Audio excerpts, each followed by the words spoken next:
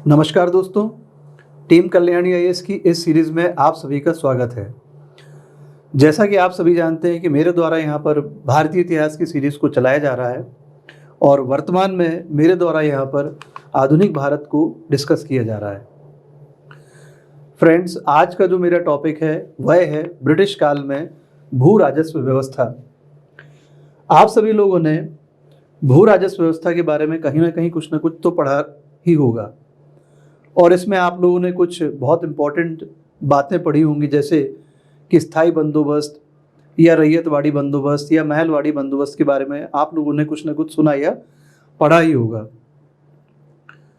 आज मैं यहाँ आप लोगों के साथ कुछ और ऐसी चीज़ें भी डिस्कस करूँगा जो शायद आप लोगों ने यहाँ वहाँ नहीं पढ़ी होंगी। तो आज का सेशन मेरा बहुत ही इम्पोर्टेंट है, आप लोग इसे ज़रूर देखिएगा। सबसे पहले एक प्रश्न हमारे दिमाग में ये उठना चाहिए कि ब्रिटिशर्स के द्वारा भू राजस्व व्यवस्था में ये जो कई बार परिवर्तन किए गए, जो नई नई नीतियां लाई गई, उनके द्वारा ये परिवर्तन क्यों किए गए और ऐसी क्या आवश्यकताएं थी जिसके कारण उन्हें ये परिवर्तन या चेंजेस करने पड़े। ब्रिटिशर्स के लिए, या मैं बात करूं ईस्ट इंडिया कंपनी के लिए, उनकी आय का सबसे बड़ा स्रोत क्या था? तो वह भू राजस्व ही था।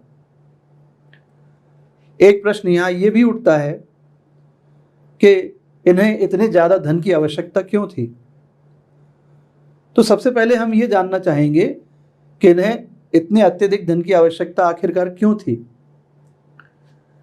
एक बात तो हम लोग पहले भी पढ़ चुके हैं, पिछले लेक्चर्स में मैंने आपके साथ प्लासी का युद्ध, बक्सर का युद्ध डिस्कस किया है और साथ में ही इन्हें बंगाल की दीवानी मिली थी और हमने इलाहाबाद की संधियां वगैरह भी पढ़ ली हैं। इन सभी के बाद हमें ये देखने को मिला कि इन्होंने अपने साम्राज्यवाद का विस्तार करना शुरू कर दिया था। एक तो यहाँ हमें ये बात समझ में आई कि चूंकि इन्हें अपने साम्राज्यवाद का विस्तार करना था, इसके लिए भी इन्हें धन की आवश्यकता थी। इसके अलावा ये जो कंपनी आई थी, ईस्ट इंडिया कंपनी, ये यहाँ व्यापार करने के उद्देश्य से आई थी और व्यापार करने के लिए इन्हें कच्चा माल खरीदने की आवश्यकता पड़ती थी। तो कच्चा माल खरीदने के लिए भी इन्हें धन की आवश्यकता थी और कंपनी के अधीन सिविल और सैनिक अधिकारी कर्मचारी भी थे, उनके वेतन देने के लिए भी इन्हें धन की आवश्यकता थी। इसके अलावा सुदूर गांवों तक उपनिवेशवाद का विस्तार करने के लिए भी ब्रिटिशर्स को या कंपनी को अत्यधिक धन की आवश्यकता थी। तो ज्यादा से ज्यादा धन उगाने की कोशिश की कवायद की जाती थी और इसीलिए जो है बार बार हमें देखने में आया कि इन्होंने अपनी भू राजस्व व्यवस्था की नीतियों में परिवर्तन किया। अब ये तो हम लोग पिछले लेक्चर में भी देख चुके हैं कि 1765 में कंपनी को बंगाल की दीवानी मिल चुकी थी और 1772 में वारन हेस्टिंग्स जो है ये भी पदस्थ हो चुके थे भारत में गवर्नर के रूप में। मैं अलग ही एक लेक्चर ले चुका हूं वारन हेस्टिंग्स के बारे में और अगर आप लोगों ने नहीं देखा है तो उसे भी देख लीजिएगा। तो 1772 में वारन हेस्टिंग्स आया था भारत में और उसके द्वारा इजारेदारी प्रथा की शुरुआत की गई थी। अब इस इजारेदारी प्रथा में हमें यहाँ दो सिस्टम वारन हेस्टिंग्स के द्वारा देखे गए थे, जो उसके द्वारा लाए गए थे। एक था पंचशाला बंदोबस्त, जिसे कि 5 ईयर्स सेटलमेंट या क्विनकेनियल सेटलमेंट भी कहा गया, जो कि 1777 तक लागू रहा और 1777 में इसके द्वारा सालाना बंदोबस्त लागू कर दिया गया था, जिसे इंग्लिश में हम लोग एनुअल सेटलमेंट कहते हैं। तो यहां वारन हेस्टिंग्स के द्वारा ऐसे व्यक्ति को भूमि नीलाम कर दी गई थी जिसके द्वारा सबसे ज्यादा बोली लगाई जाती थी। अब वारन हेस्टिंग्स के बाद 1786 में भारत में गवर्नर के रूप में कॉर्नवालिस आता है, और मैं आपके साथ पिछले लेक्चर में लॉर्ड कॉर्नवालिस को भी डिस्कस कर चुका हूँ। तो 1786 में कॉर्नवालिस का आगमन होता है, और कॉर्नवालिस के द्वारा जो है 1790 में बंगाल में 10 वर्षीय व्यवस्था लागू कर दी जाती है। तो 10 वर्ष के लिए अब जमींदारों के साथ, ये आप कह सकते हैं जिन्होंने सबसे ज़्यादा बोली लगाई थी उनको ज़मीन नीलाम कर दी गई थी, उनके साथ 10 वर्ष तक की एक व्यवस्था की गई थी कि आपको ही जो है इसमें खेती किसानी करवानी है और आपको लगान वसूल करके सरकार को देना होगा। 1793 में 3 साल बाद कॉर्नवालिस के द्वारा इस व्यवस्था को स्थायी कर दिया जाता है, जैसे हम सभी लोग स्थायी बंदोबस्त के नाम से जानते हैं। अब ये जो अनिश्चितता का माहौल चला आ रहा था, इस अनिश्चितता को माहौल को इस स्थायी बंदोबस्त के द्वारा दूर करने की कोशिश की गई। अब आइए हम लोग सबसे पहले इस स्थायी बंदोबस्त को समझेंगे। ये स्थायी बंदोबस्त क्या था? तो इस लेक्चर में जो प्रमुखतः आप लोग 3 व्यवस्था पढ़ते हैं, भू राजस्व व्यवस्था, उसमें हम स्थायी बंदोबस्त पढ़ेंगे, और सेकंड हम रैयतवाड़ी, और थर्ड जो है हम लोग महलवाड़ी व्यवस्था के बारे में पढ़ेंगे।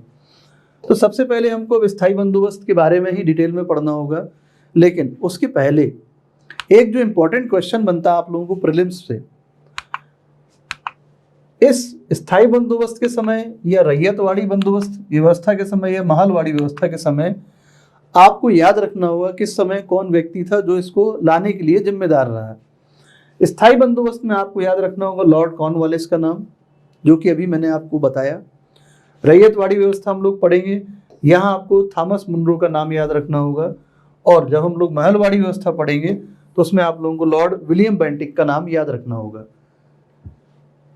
तो ये जो क्वेश्चन है ये प्रीलिम्स में इस तरह से आपको मैच करने के लिए भी आ सकता है, या अन्यथा आपको एक सिंगल इंडिविजुअल क्वेश्चन के रूप में भी इसमें पूछा जा सकता है। तो ये क्वेश्चन एक बेसिक क्वेश्चन बनता है और एक इम्पॉर्टेंट क्वेश्चन भी बनता है, इसे आप लोग जरूर याद रखिएगा। तो आइए हम लोग अब स्थायी बंदोबस्त व्यवस्था के बारे में पढ़ेंगे। अब यहाँ लगान व्यवस्था से संबंधित क्या मुख्य समस्याएं थी, पहले हम लोग उनको डिस्कस करेंगे। तो हमें एक बात ये देखने को आई कि इनके सामने एक प्रश्न तो ये था कि ये जो समझौता किया जाए ये किसके साथ किया जाए, जमींदारों के साथ किया जाए या कि किसानों के साथ किया जाए।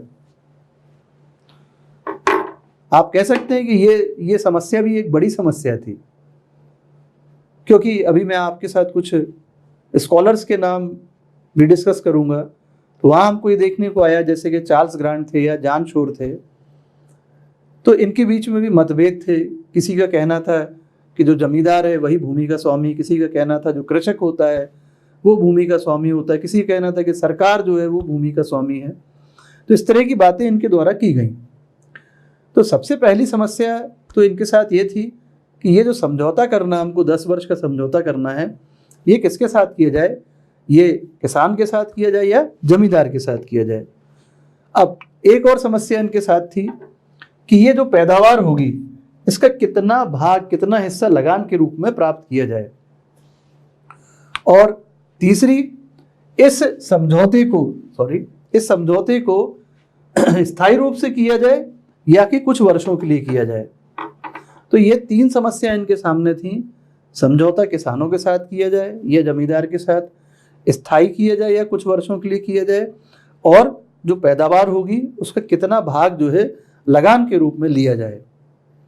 तो ये तो थी शुरुआती दौर की समस्याएं स्थायी बंदोबस्त से संबंधित। अब यहाँ मैं बात करूंगा चार्ल्स ग्रांट की और जॉन शोर की। अब चार्ल्स ग्रांट का कहना था कि ये जो भूमि है ये सरकार की है, और जो जमींदार होते हैं वो सिर्फ टैक्स कलेक्टर के रूप में हो सकते हैं, उससे ज़्यादा वो नहीं हो सकते हैं। वो कर संग्रहकर्ता हो सकते हैं, उससे ज़्यादा वो कुछ भी नहीं हो सकते हैं। समस्त भूमि, पूरी की पूरी भूमि जो है वह सरकार की है। ऐसा किसका कहना था? चार्ल्स ग्रांट का कहना था। और जॉन शोर का कहना क्या था कि जो जमीन है, जो भूमि है, उसके मालिक कौन है? जमींदार हैं। राज्य तो केवल उनसे लगान ले सकता है, लगान का कुछ भाग प्राप्त कर सकता है, और जमींदारों का जो ये अधिकार होता है ये वंशानुगत है। तो देखिए यहाँ इन दोनों लोगों के बीच में ही हमें मतभेद देखने को मिले। तो अगर हो सके तो आप लोग इस बात को याद रख लीजिएगा, कहीं ना कहीं आप इस बात को अपने मेंस के एग्जाम में कोट कर सकते हैं, चाहे आपका यूपीएससी का एग्जाम हो या पीएससी का एग्जाम हो, कि चार्ल्स ग्रांट जो था वो उसका कहना था कि भूमि जो है वह सरकार की है, जमींदार संग्रह करता है के रूप में कार्य करते हैं, और जॉन शोर का कहना है कि नहीं, भूमि जो है उसके मालिक कौन होते हैं, जमींदार ही होते हैं। अब कॉर्नवालिस, जैसा कि हमने देखा था कि 1786 में कौन आ गया था, कॉर्नवालिस आ गया था। अब कॉर्नवालिस ने जो है यहाँ पर देखना होगा कि इन दोनों में से, चार्ल्स ग्रांट और जॉन शोर में से किसकी बात उसको सही लगती है। तो उसे जो है जॉन शोर की बात सही लगती है, उसके विचारों से वो सहमत हो जाता है और जमींदारों के साथ जो है उसने समझौता करने का विचार बनाया। ठीक है, तो जॉन शोर की बात से सहमत होता है कॉर्नवालिस, और स्थायी बंदोबस्त करने के लिए वो जमींदारों को ही सिलेक्ट करता है। अब दूसरी बात यहाँ आपको जो याद रखना है कि उसने जॉन शोर का समर्थन किया, और 1790-91 में जो लगान वसूल हुआ था करीब 2,68,00,000 रुपए, उसी के आधार पर उसने लगान को जो है, कितना लगान हमको जमींदारों से लगान के रूप में जो है लेना है, टैक्स कलेक्ट करना, उसी के आधार पर उसने ये डिसीजन लिया। अब क्या उद्देश्य था स्थायी बंदोबस्त को लाने का? एक उद्देश्य हमें ये था देखने को मिला कि जो राजस्व आए, हमको जो रेवेन्यू कलेक्ट हो वो स्थायी रूप में आए। ऐसा नहीं हो कि कभी बहुत ज़्यादा कम हमको रेवेन्यू आए और कभी बहुत ज़्यादा रेवेन्यू आए। तो उस समय ये लोग ये सोच रहे थे कि नहीं, एक स्थायी राजस्व व्यवस्था हमको मिल जाए जिससे हमारी आमदनी एक सुनिश्चित हो जाए, कम ज़्यादा ना हो। अब इसके लिए टैक्स कलेक्शन के लिए भी एक मशीनरी उन्होंने लगा रखी थी, आप कह सकते हैं, है ना। तो वहाँ भी कई सारी प्रॉब्लम्स आती थी, किससे टैक्स कलेक्ट करवाएं, किसको जमींदार के पास भेजें, क्या व्यवस्था होना चाहिए।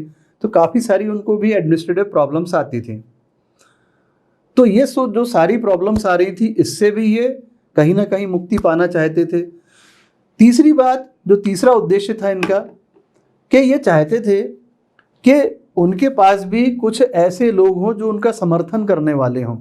तो एक समर्थक वर्ग का विकास भी करना चाहते थे। अब अगर हम जमींदारों को पावर दे देंगे कि भाई आप टैक्स कलेक्ट करिए और आप टैक्स हमको दीजिए, तो कहीं ना कहीं वो हमारे ही समर्थन में वो देखने को मिलेंगे, वो हमारा ही समर्थन करेंगे। तो एक समर्थक वर्ग का भी विकास होने लग गया था। इसके अलावा जो उनका औपनिवेशिक उद्देश्य था, उनके उद्देश्य की पूर्ति का भी ये माध्यम बनने लग गया था।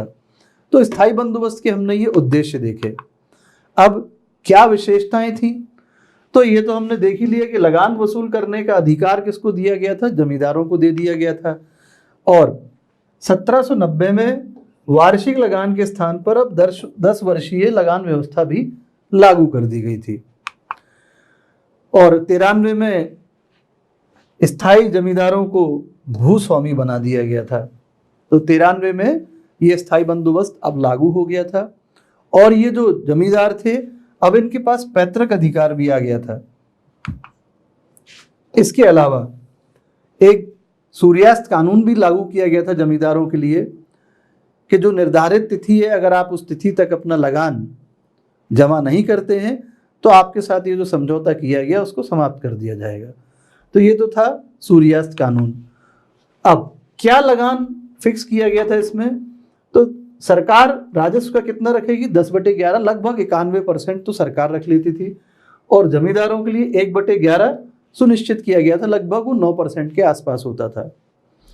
तो ये हमें लगान देखने को मिला, स्थायी बंदोबस्त में ये व्यवस्था देखने को मिली, इसको आपको याद रखना होगा।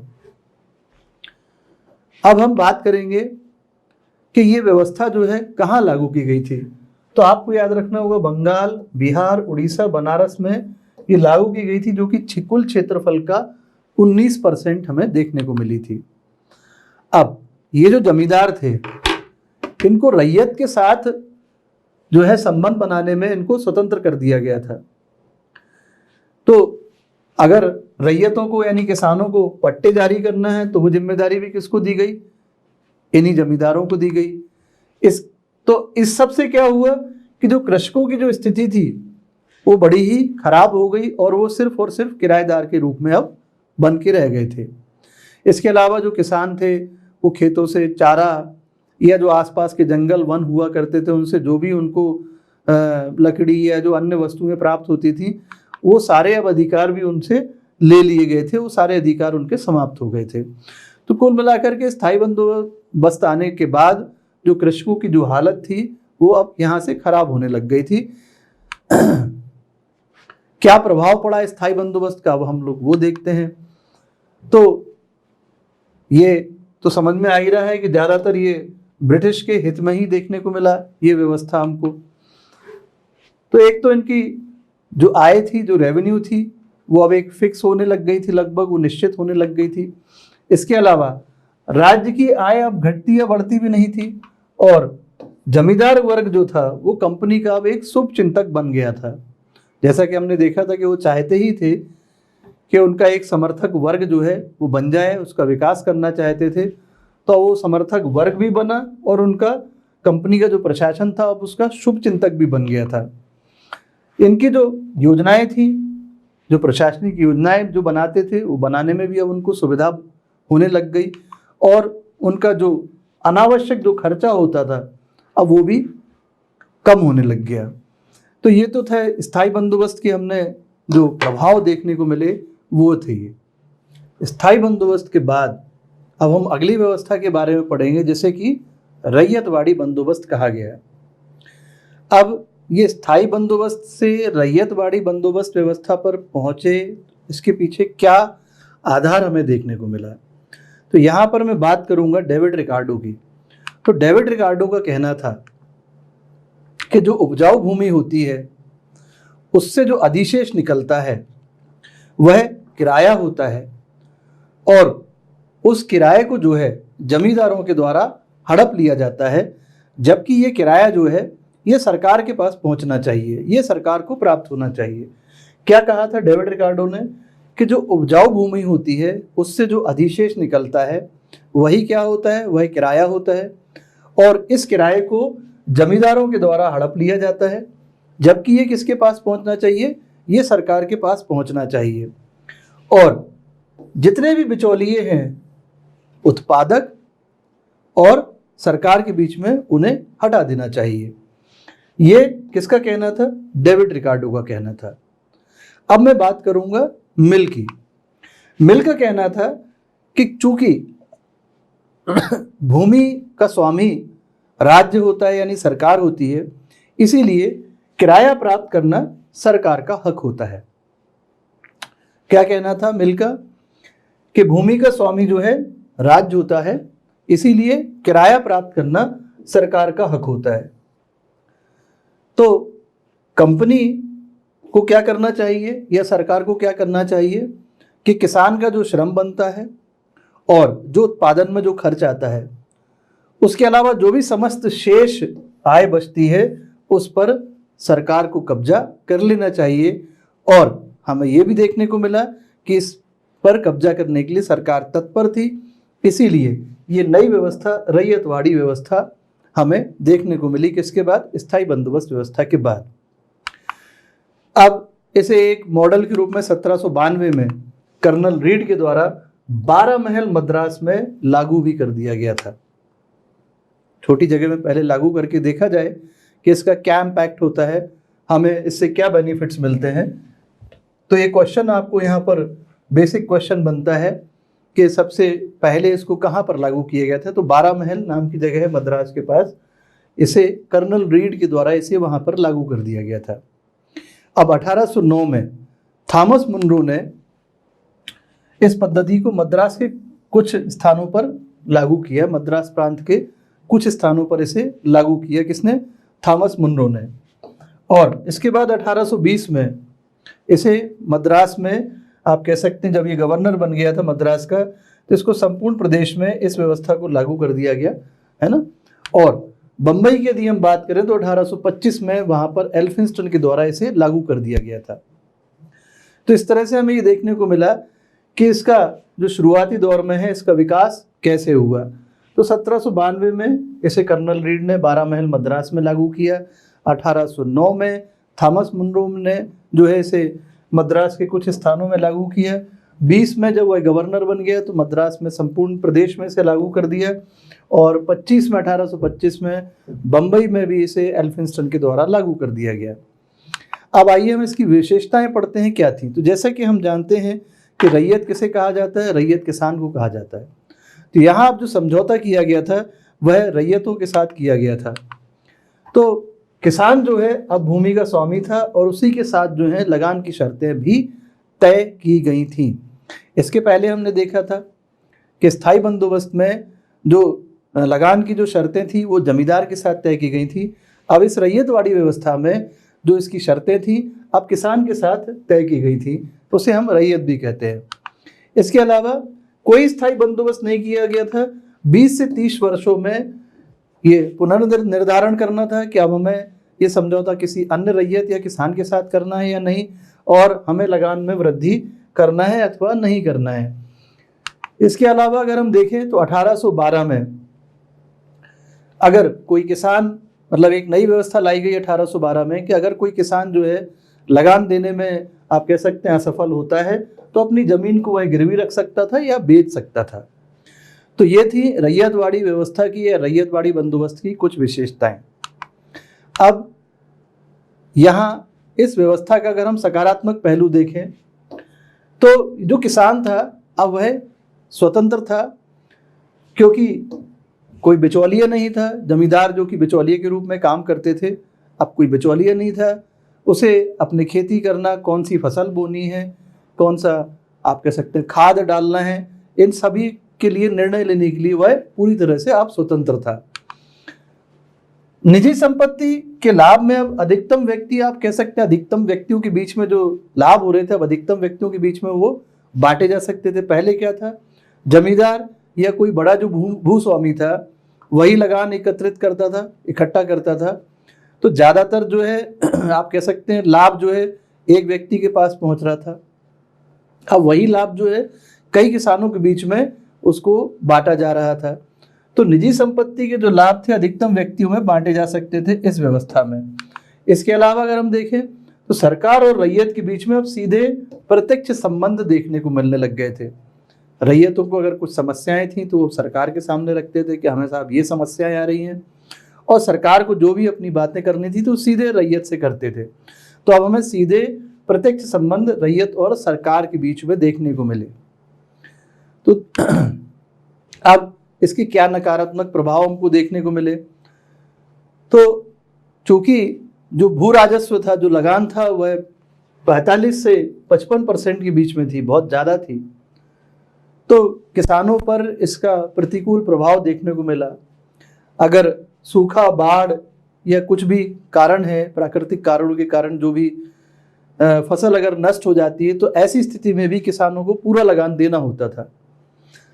अब अगर किसानों को विवश किया जाएगा लगान देने के लिए तो मजबूर होंगे, उन्हें कहीं ना कहीं से उधारी करना पड़ेगी, ऋण लेना पड़ेगा। तो यहाँ हमने देखा कि महाजनी प्रथा का बहुत ज़्यादा विकास होने लग गया, और जो राज्य था अब वही एक तरीके से दानव जैसा जमींदार बन गया था। बहुत बड़े ये लोग ही जमींदार होने लग गए थे, और अब कृषि को जो है कृषि दास में तब्दील कर दिया गया था। खेती में कोई सुधार देखने को नहीं मिल रहा था, क्योंकि लगान देने में ही रैयतों का बहुत ज़्यादा पैसा निकल जाता था, तो खेती में वो किसी प्रकार की कोई सुधार नहीं कर पाते थे। तो ये तो था हमारा रैयतवाड़ी व्यवस्था के बारे में। अब अगली व्यवस्था हम पढ़ेंगे महलवाड़ी व्यवस्था। इस व्यवस्था में जो भूमि कर की इकाई थी अब वो ग्राम या महल थी पूरी। जैसा कि अभी तक हम लोग देख रहे थे, स्थायी बंदोबस्त में जमींदार को भूमि का स्वामी बनाया गया था।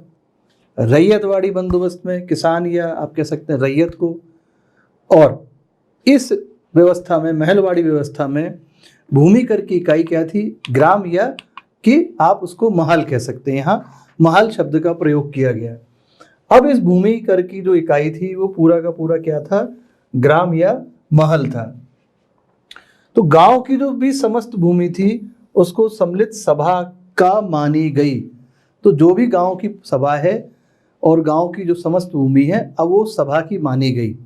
और ये जो भागीदार होते थे समूह के, उनको इस कर को एकत्रित करने के लिए रिस्पॉन्सिबल माना गया, उत्तरदायी माना गया। तो ये क्या थी महलवाड़ी व्यवस्था, ये मैंने आपको संक्षिप्त में बता दी है, क्या विशेषता थी इसकी। अब इसका विकास अगर हम देखें तो इटावा, फर्रुखाबाद, गोरखपुर, बरेली, इस क्षेत्र में हमें इसका विकास शुरुआती दौर में देखने को मिलता है। कुछ साल के बाद 1804 में पानीपत, सहारनपुर, आगरा, अलीगढ़ में भी इस व्यवस्था को लागू कर दिया जाता है। 1822 में औपचारिक रूप से हाल्ट मैकेंजी द्वारा इस व्यवस्था को स्थापित कर दिया जाता है। तो औपचारिक रूप से ये 1822 में फॉर्मली अब ये डिक्लेयर हो जाती है। अब जो वसूली का काम था वो किसके ऊपर था? गांव ग्राम के जो प्रधान थे या जो गांव के जमींदार थे उनके ऊपर था। और महल या ग्राम ही भूमि का मालिक होता था। जैसे अभी हम देख रहे थे कि जमींदार भूमि का मालिक होता था या रैयत भूमि का मालिक होता था। अब महल या आप कह सकते ग्राम जो है पूरा का पूरा गांव अब वो भूमि का मालिक होता था। और 83% जो है सरकार को देना होता था इनको। तो आप कह सकते हैं लगान जो है वो 83% थी, उसको कम भी किया गया, 66% किया गया, और डलहौजी के द्वारा इसको 50% भी कर दिया गया था। अब इसका प्रभाव अगर हम देखें तो जो वसूली करने वाले जो रिप्रेजेंटेटिव्स थे, प्रतिनिधि थे, वो बहुत ज़्यादा शक्तिशाली होने लग गए थे। और ज़्यादा राशि होने के कारण किसानों पर बहुत ज़्यादा लोड होने लग गया था, अत्यधिक भार होने लग गया था। इसके कारण कहीं ना कहीं फिर से हमें जो चीज़ पहले देखने को मिली, किसानों का शोषण, किसानों की अत्यधिक बुरी हालत, महाजनी के चंगुलों में फंस जाना, तो ये सारी तकलीफ़ें किसानों के लिए इस व्यवस्था में भी हमें लगातार देखने को मिली।